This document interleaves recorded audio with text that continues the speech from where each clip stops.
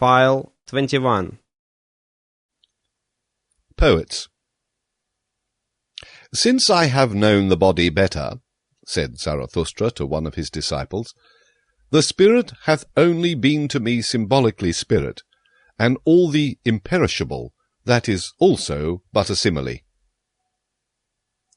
"So have I heard thee say once before," answered the disciple, "and then thou addedst, but the poets lie too much. Why didst thou say that the poets lie too much?" "Why?" said Zarathustra. "Thou askest why? I do not belong to those who may be asked after their why. Is my experience but of yesterday? It is long ago that I experienced the reasons for mine opinions. Should I not have to be a cask of memory if I also wanted to have my reasons with me? It is already too much for me even to retain mine opinions, and many a bird flieth away.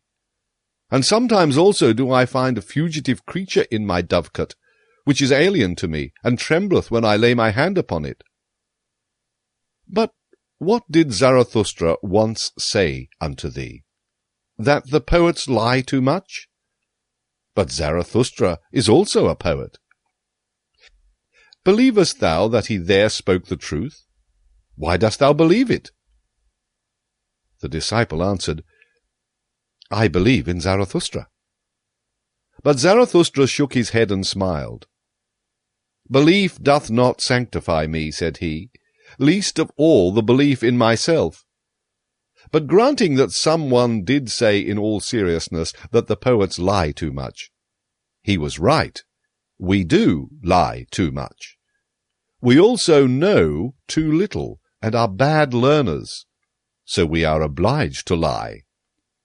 And which of us poets hath not adulterated his wine? Many a poisonous hotchpotch hath evolved in our cellars, many an indescribable thing hath there been done. And because we know little, therefore we are pleased from the heart with the poor in spirit, especially when they are young women. And even of those things are we desirous, which old women tell one another in the evening. This do we call the eternally feminine in us. And as if there were a special secret access to knowledge, which choketh up for those who learn anything, so do we believe in the people and in their wisdom. This, however, do all poets believe, that whoever pricketh up his ears when lying in the grass or on lonely slopes learneth something of the things that are betwixt heaven and earth. And if there come unto them tender emotions, then do the poets always think that nature herself is in love with them, and that she stealeth to their ear to whisper secrets into it, and amorous flatteries. Of this do they plume and pride themselves before all mortals. Ah, there are so many things betwixt heaven and earth of which only the poets have dreamed, and especially above the heavens. For all gods are poet symbolizations, poet sophistications. Verily, ever are we drawn aloft, that is, to the realm of the clouds. On these do we set our gaudy puppets, and then call them gods and supermen. Are not they light enough for those chairs, all these gods and supermen? Ah, how I am weary of all the inadequate that is insisted on as actual. Ah, how I am weary of the poets." When Zarathustra so spoke, his disciple resented it, but was silent. And Zarathustra also was silent, and his eye directed itself inwardly, as if it gazed into the far distance. At last he sighed and drew breath. "I am of today and heretofore," said he thereupon. "But something is in me that is of the morrow, and the day following, and the hereafter. I became weary of the poets, of the old and of the new. Superficial are they all unto me, and shallow seas. They did not think sufficiently into the depth, therefore their feeling did not reach to the bottom. Some sensation of voluptuousness and some sensation of tedium, these have as yet been their best contemplation. Ghost-breathing and ghost-whisking seemeth to me all the jingle-jangling of their harps. What have they known hitherto of the fervour of tones? They are also not pure enough for me. They all muddle their water, that it may seem deep. And fain would they thereby prove themselves reconcilers. But mediaries and mixers are they unto me, and half, and impure. Ah, I cast indeed my net into their sea, and meant to catch good fish, but always did I draw up the head of some ancient god. Thus did the sea give a stone to the hungry one, and they themselves may well originate from the sea. Certainly one findeth pearls in them. Thereby they are the more like hard mollusks, and instead of a soul I have often found in them salt slime. They have learned from the sea also its vanity. Is not the sea the peacock of peacocks? Even before the ugliest of all buffaloes doth it spread out its tail, never doth it tire of its lace fan of silver and silk. Disdainfully doth the buffalo glance thereat, nigh to the sand with its soul, nigher still to the thicket, nighest, however, to the swamp. What is beauty and sea and peacock splendour to it? This parable I speak unto the poets. Verily, their spirit itself is the peacock of peacocks, and a sea of vanity.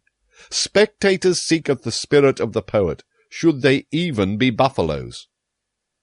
But of this spirit became I weary, and I see the time coming when it will become weary of itself. Yea, changed have I seen the poets, and their glance turned towards themselves. Penitents of the spirit have I seen appearing. They grew out of the poets. Thus spoke Zarathustra. Great events. There is an isle in the sea, not far from the happy isles of Zarathustra, on which a volcano ever smoketh, of which isle the people, and especially the old women amongst them, say that it is placed as a rock before the gate of the nether world, but that through the volcano itself the narrow way leadeth downwards, which conducteth to this gate. Now about the time that Zarathustra sojourned on the Happy Isles, it happened that a ship anchored at the isle on which standeth the smoking mountain, and the crew went ashore to shoot rabbits. About the noontide hour, however, when the captain and his men were together again, they suddenly saw a man coming towards them through the air, and a voice said distinctly, "It is time. It is the highest time."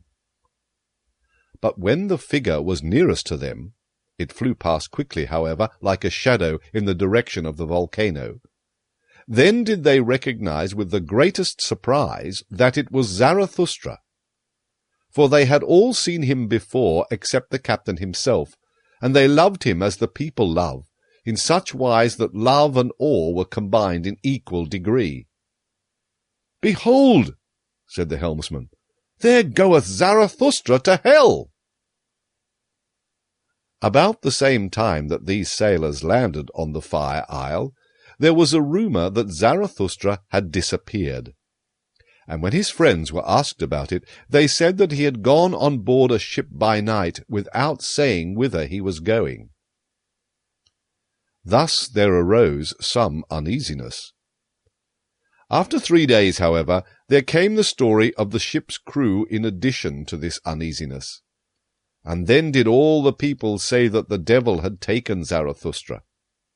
His disciples laughed, sure enough, at this talk, and one of them said even, "Sooner would I believe that Zarathustra had taken the devil." But at the bottom of their hearts they were all full of anxiety and longing, so their joy was great when on the 5th day Zarathustra appeared amongst them.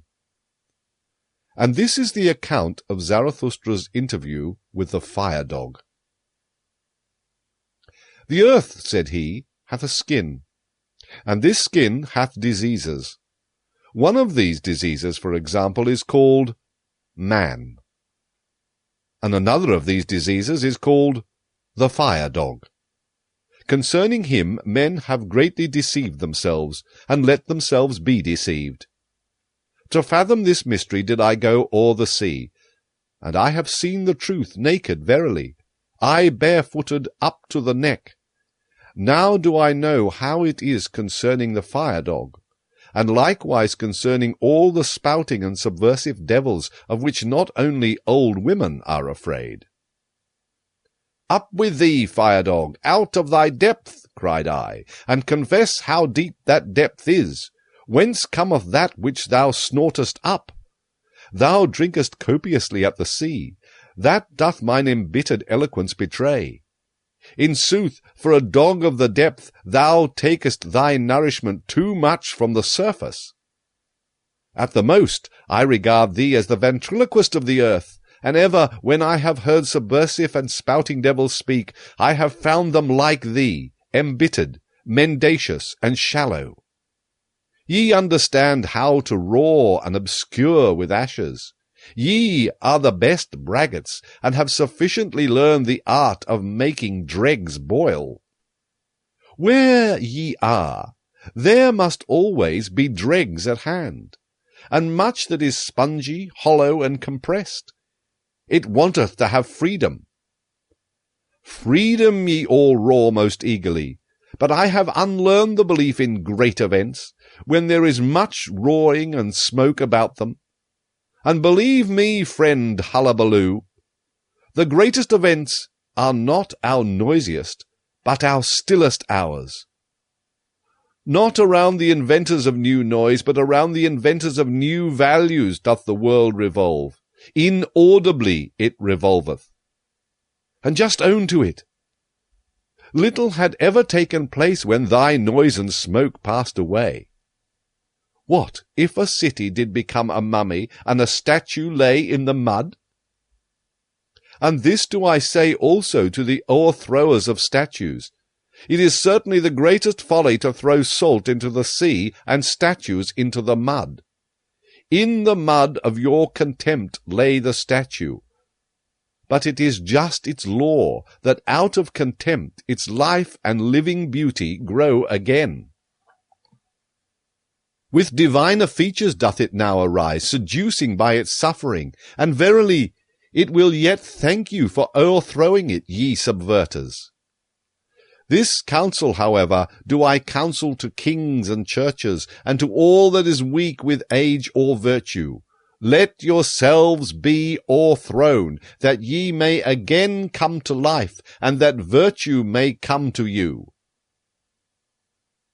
Thus spoke I before the fire dog. Then did he interrupt me sullenly, and asked, Church? What is that? Church, answered I. That is a kind of state, and indeed the most mendacious. But remain quiet, thou dissembling dog. Thou surely knowest thine own species best. Like thyself, the state is a dissembling dog. Like thee doth it like to speak with smoke and roaring, to make believe, like thee, that it speaketh out of the heart of things.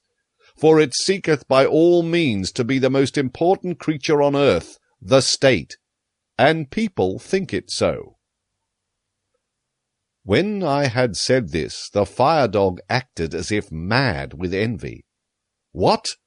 cried he. The most important creature on earth, and people think it so? And so much vapour and terrible voices came out of his throat that I thought he would choke with vexation and envy. At last he became calmer, and his panting subsided. As soon, however, as he was quiet, I said laughingly, Thou art angry, fire dog, so I am in the right about thee. And that I may also maintain the right, hear the story of another fire dog. He speaketh actually out of the heart of the earth. Gold doth his breath exhale, and golden rain, so doth his heart desire. What are ashes and smoke and hot dregs to him? Laughter flitteth from him like a variegated cloud. Adverse is he to thy gargling and spewing and grips in the bowels. The gold, however, and the laughter, These doth he take out of the heart of the earth, for that thou may knowest it, the heart of the earth is of gold. When the fire-dog heard this, he could no longer endure to listen to me. Abashed did he draw in his tail, said "Bow wow" in a cowed voice, and crept down into his cave. Thus told Zarathustra. His disciples, however, hardly listened to him. So great was their eagerness to tell him about the sailors, the rabbits, and the flying man. "What am I to think of it?" said Zarathustra. "Am I indeed a ghost? But it may have been my shadow. Ye have surely heard something of the wanderer and his shadow? One thing, however, is certain. I must keep a tighter hold of it, otherwise it will spoil my reputation." And once more Zarathustra shook his head and wondered. "What am I to think of it?" said he once more. "Why did the ghost cry, 'It is time, it is the highest time'? For what is it then, the highest time?" Thus spoke Zarathustra.